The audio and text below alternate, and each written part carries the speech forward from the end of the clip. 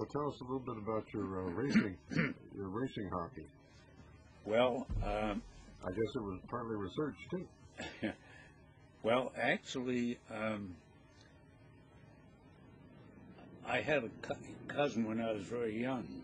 So in addition to being interested in aircraft, I was extremely interested in automobile racing. And your cousin's name? Cousin's name was Ed Waterhouse. Lived across the street.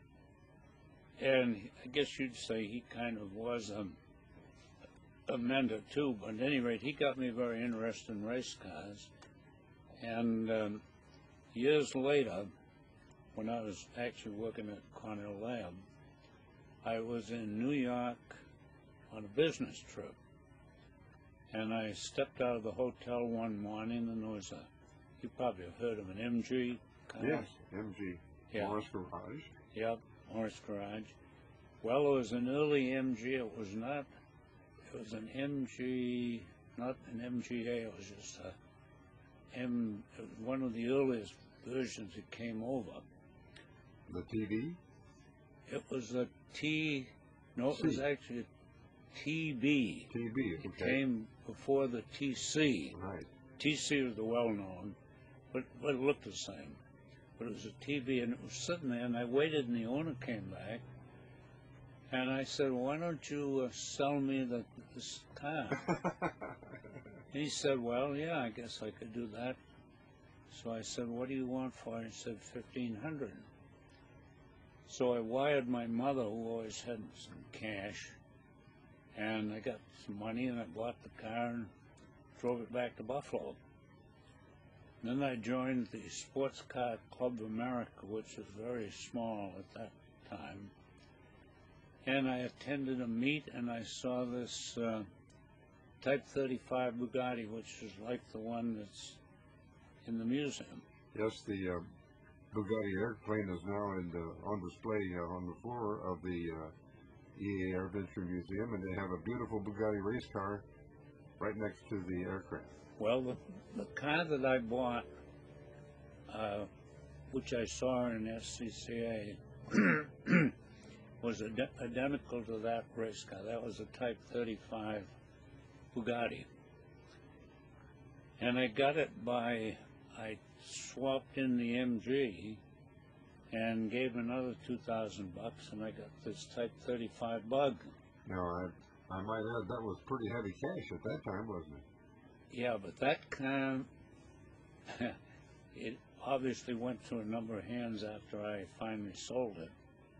It's because I know the engine number, that car is still in existence in a collection in France, and it's now worth, $300,000.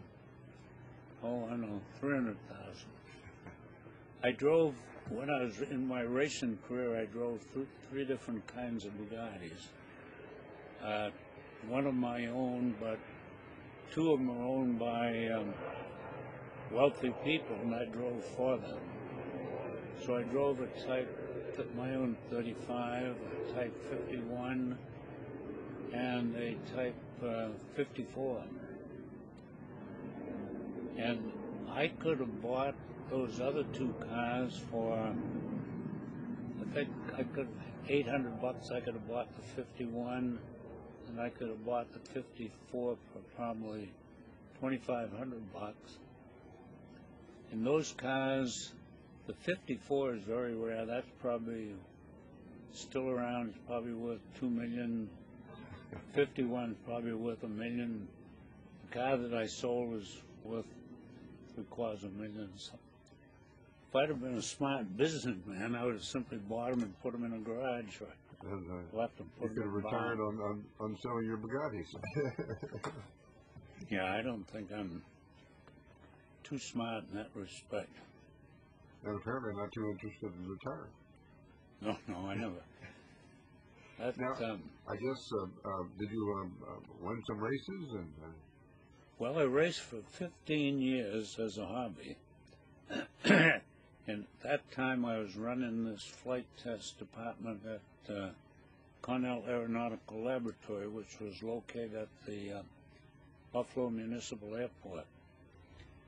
And there wasn't too much air traffic, and there were a number of taxiways and unused runways, and so I managed to negotiate with the airport management, so I had a little race track of my own to practice on. So I did a lot of practice there, and then I raced at Watkins Glen from the very first race, 1948. And I continued to race 15 years. I went to Pikes Peak several times, 12-hour race at Sebring,